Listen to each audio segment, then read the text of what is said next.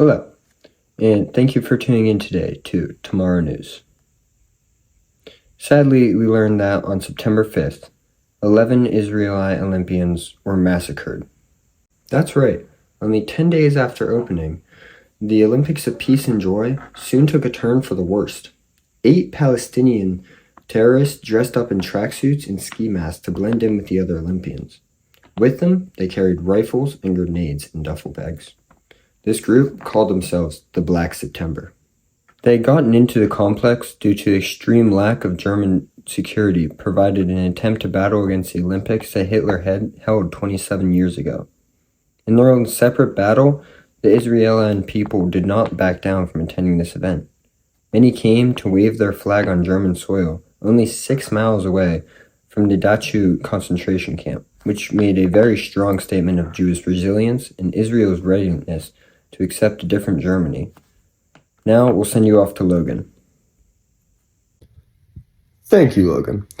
We're here with David Clay Large, who plans on making a detailed book about this event 40 years into the future.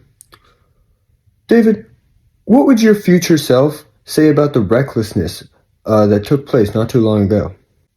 Well, the important part is they did not expect any of this to happen. They wanted to come across as a more playful and laid-back event, especially after the horrible events of the Holocaust took place not too long ago. We actually did get insight that there were possible security threats sent in, but many of them was ignored. Why is that? Well, there were many sent in, but they were also coming from many different directions. Many groups were also being focused on to try and keep the security of the people, but they were unable to keep track of every threat, of course. Thank you for your detailed insight on this topic. Now, back to you. Thank you, Logan.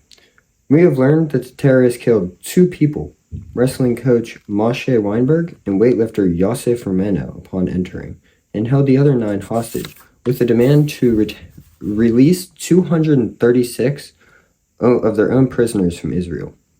They decided to keep the events going as they tried to come up with a solution to the problem, and it was at least 7 hours before everything in the Olympics was halted. A few hours, and many negotiations later, there was an agreement between the West Germans and the terrorists. They agreed to give Black September a plane where they could take their hostages to Cairo. Little did they know that the plane members were actually police officials in disguise. The plan seemed foolproof at first, but as the plan started to unfold, so did many problems. Many of the police that were supposed to be disguised had backed out, saying it was way too dangerous. They had a plan B, which was to use snipers, but the police had no experts on their force and none of the proper equipment.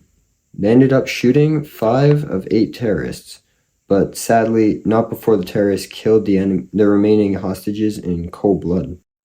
The remaining terrorists fled, but were caught not long after. Initial reports claimed the rescue was a success, but it wasn't until later that the officials had confirmed the deaths of all the Israeli Olympians. It was recorded that around 900 million people were watching the hostage crisis unfold on live television when at 3:24 a.m., ABC sportscaster Jim McKay, who had anchored coverage throughout the day, made the announcements to world audiences. They're all gone. Those are all the details of the event that we were able to find. Thank you for tuning into our special broadcast, and have a good rest of your school day.